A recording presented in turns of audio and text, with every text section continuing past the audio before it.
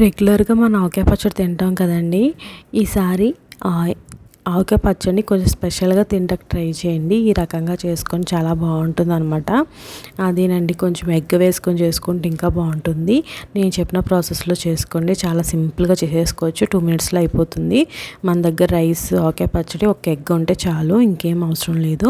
First అయితే మనం ఒక మంచిగా రైస్ తీసుకోవాలి. మనకి ఎంత క్వాంటిటీ కావాలో అంత క్వాంటిటీ రైస్ తీసుకోండి.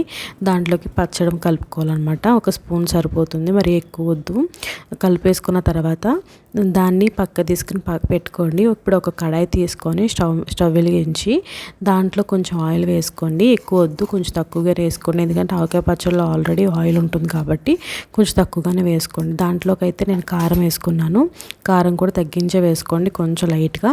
దాంట్లో పసుపు, ఉప్పు కూడా వేసుకొని మంచిగా వేగిన తర్వాత లాస్ట్లో ఎగ్ అయితే ఒక ఎగ్ సరిపోతుంది. నేను తీసుకున్న కప్పుకి నాకు ఈ క్వాంటిటీలోకి ఒక ఎగ్ అయితే సరిపోతుంది అనమాట. మీరు తీసుకున్న క్వాంటిటీని బట్టి మీరు ఎగ్స్ అయితే యాడ్ చేసుకోవచ్చండి.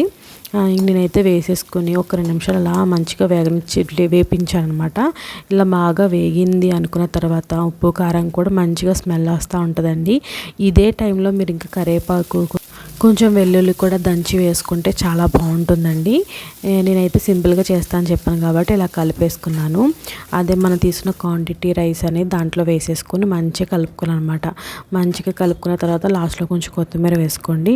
మీకు కుదిరితే దీంట్లోకి కొంచెం ఉల్లిపాయలు కూడా నంచుకుంటే ఇంకా బాగుంటుందండి. ఈసారి అలా ట్రై చేయండి మీకు నచ్చినట్టుగా. నాకు అంతగా ఇష్టం ఉండదు అనమాట ఆనియన్స్, అందుకే నేను అయితే వేసుకోలేదు. చాలా బాగుంటుందండి, ఒకసారి ట్రై చేయండి. అంతే, థ్యాంక్ యూ. లైక్ చేయండి.